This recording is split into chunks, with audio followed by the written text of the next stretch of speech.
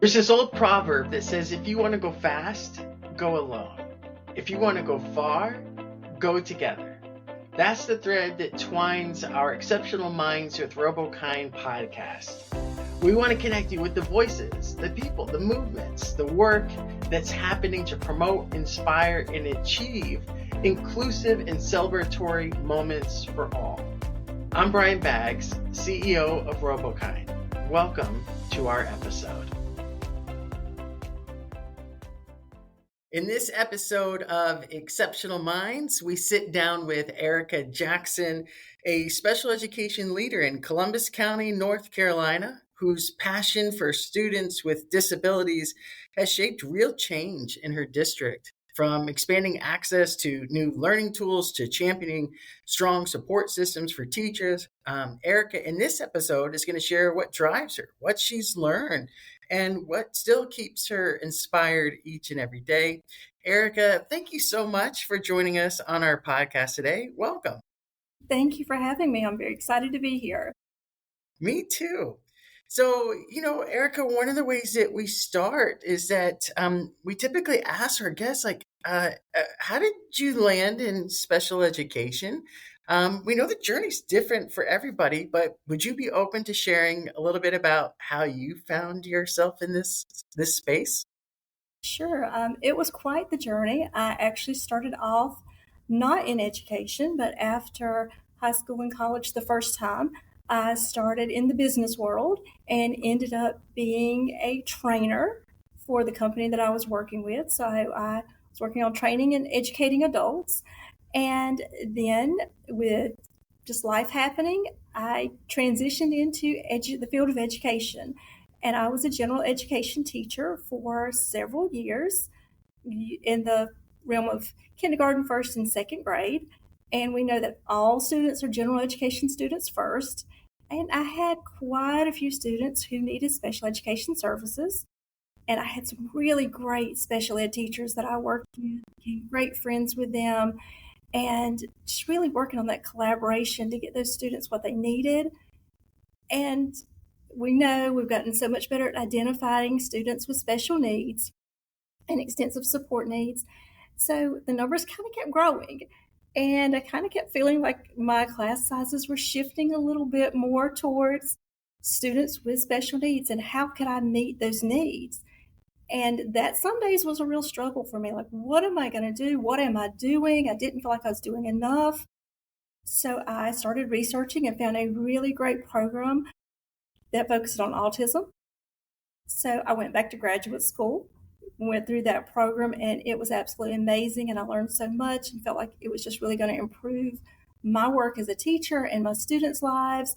So from there, I went into the field of special education, and about 4 years ago, I ended up working at our central services, our district office, as the district autism specialist. So now I get to travel to all of our schools and work with teachers and students and just really build programs and build that teacher capacity.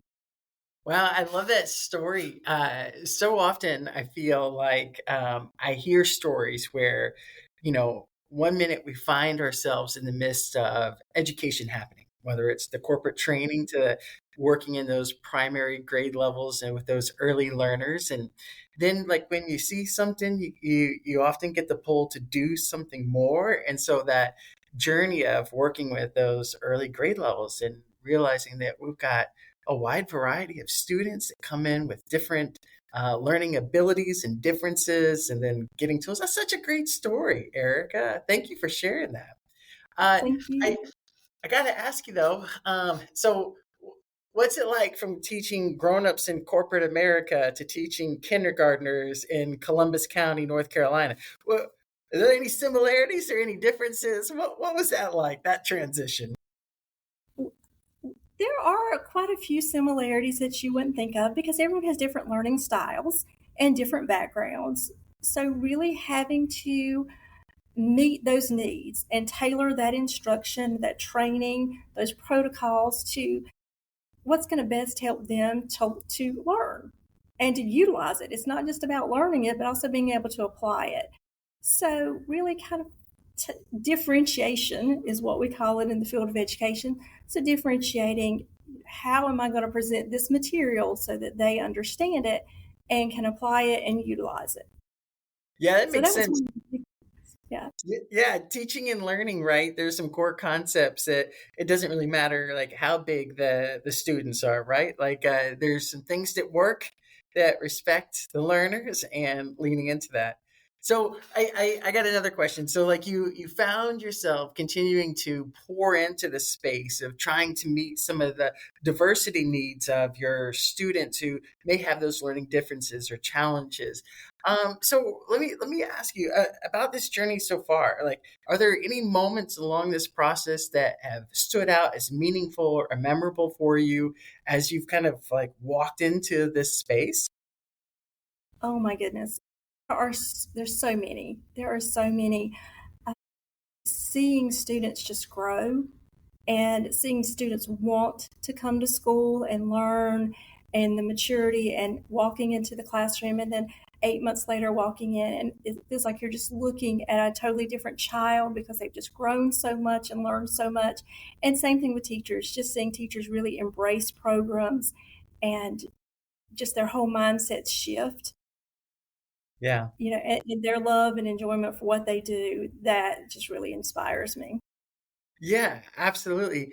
And I think there's something unique about this field of education, right? Where you do have those students and those relationships between teachers and students, and they go deep quick, right? And then in 8, 9 months, like it's over, and then you welcome in a whole nother group, and that's a super unique, but really like meaningful and impactful journey that I think is kind of unique to this world of education.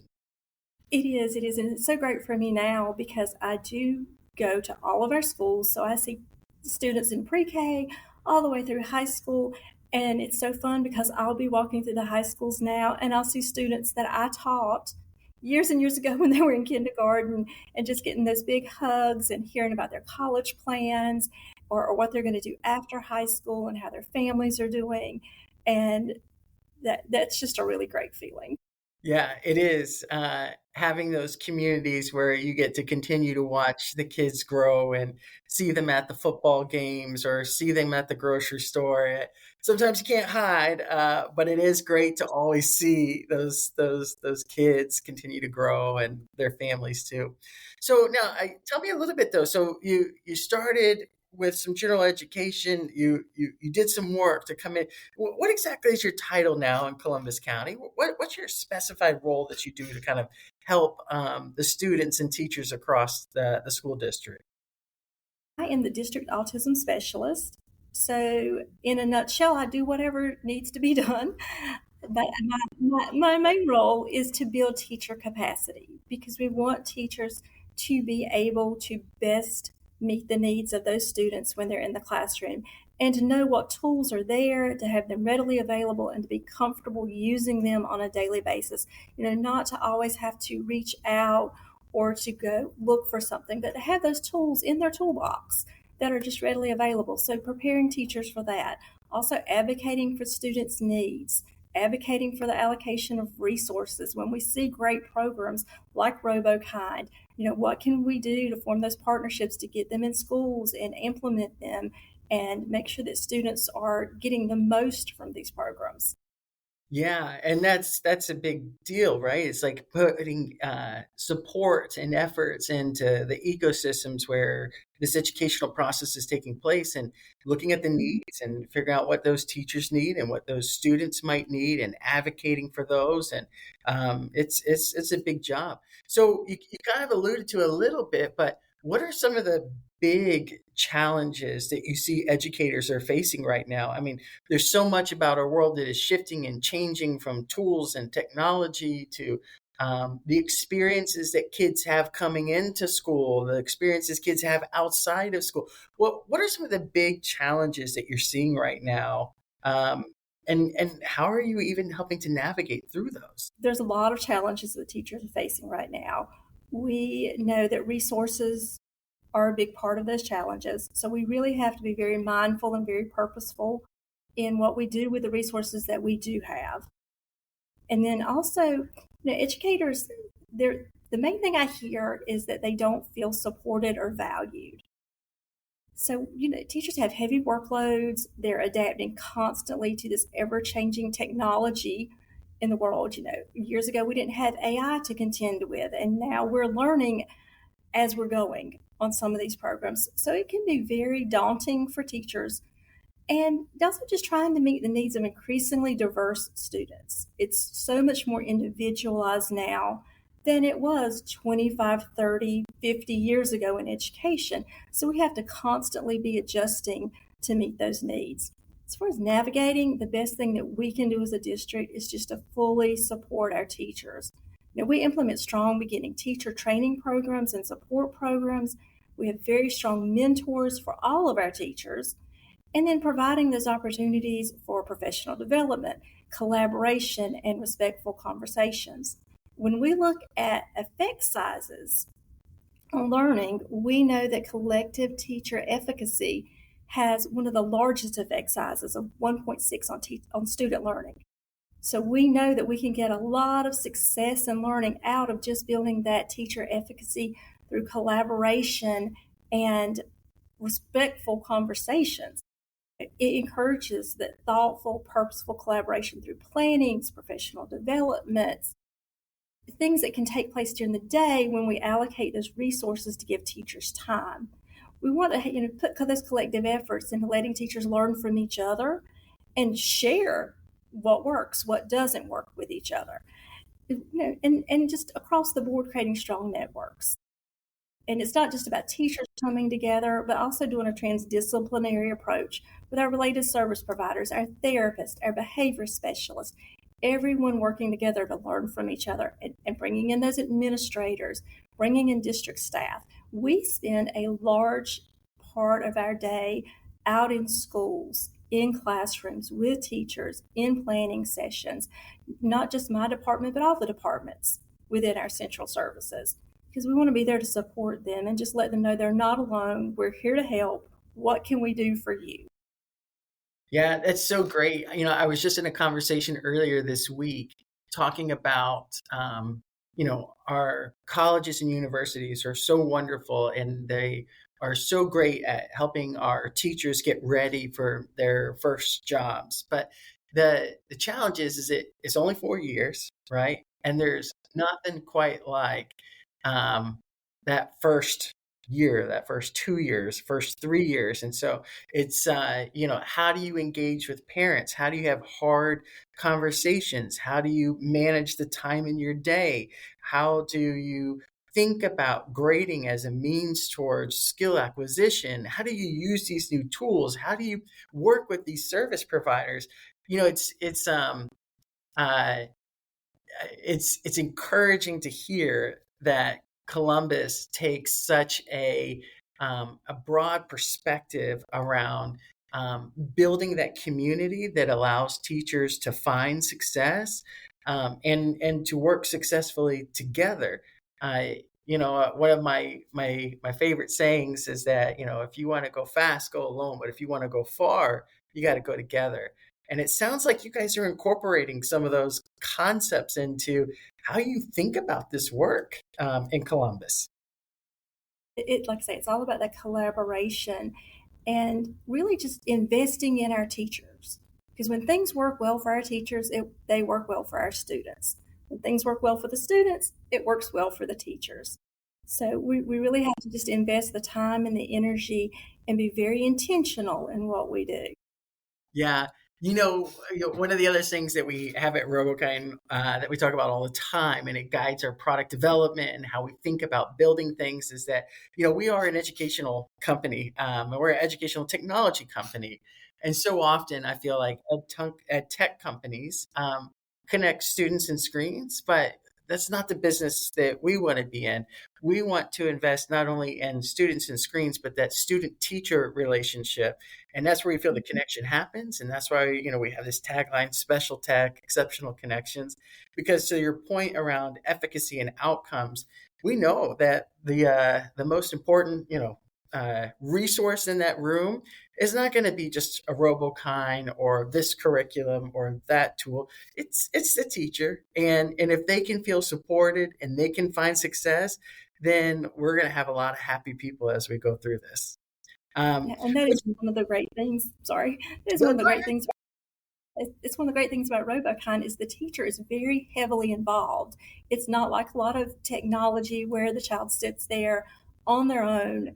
The teacher is very heavily involved, facilitating everything, taking that data and planning based off of that data, looking at those standards. So I think that's one reason why it works so well and why our teachers keep asking, when are we getting the robots? Well, it's August, we're getting them. So, Uh, why there's so much teacher buy-in and excitement around it. Yeah, I get that. And I feel like one of the trends in education is that teachers have had to make a choice. Either I'm going to use interactive technology, but that means I'm excluded from the teaching and learning. But I think it's really powerful when the educational technology brings that inclusion of the teacher so that she or he can be part of that process. And you know almost all the teachers, I would say, I don't think I've ever met a teacher that said that they went into this business to look at the back of kids' heads while they're on a screen. They're there because they want to be a part of these kids' lives, these students, these learners' lives, and they want to experience the challenges and the growth that comes with these. So you kind of alluded to this a little earlier, but what do you think makes a classroom or program work, not just in idea, but like actually work and find success? In order for it to work effectively, there has to be that sense of belonging. We have to all feel a part of something much larger than ourselves, that classroom community. Every person, whether it be a student, the teacher, or the support staff, they have to feel valued and that part of it. That's, the respected and encouraged, all those good things that we bring into it every day. There has to be that sense in being something bigger than ourselves.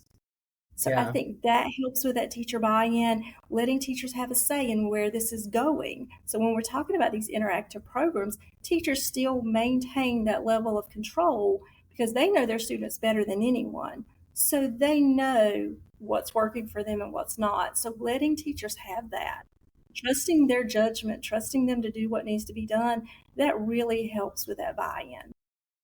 yeah, yeah. I think that's well said.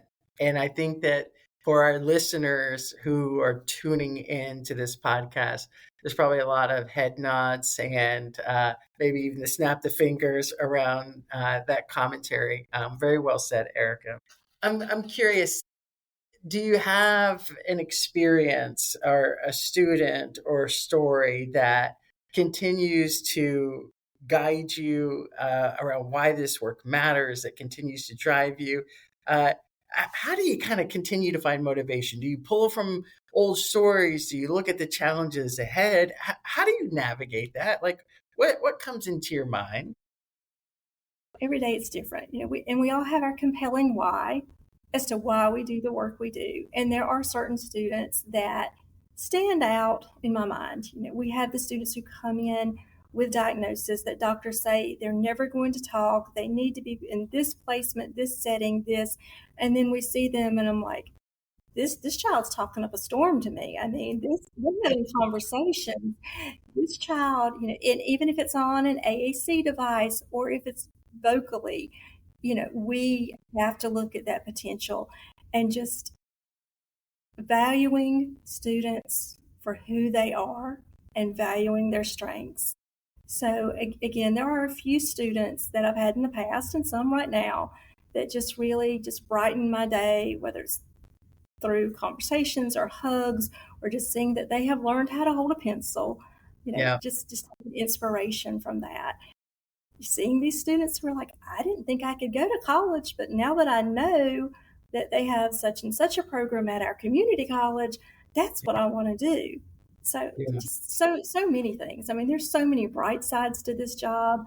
I know a lot of times, the entertainment industry kind of wants to show some negative stuff and kind of make jokes out about education, but and the whole system. But there's so many bright sides to this job, and it's a hard job, but just really focusing on those positives.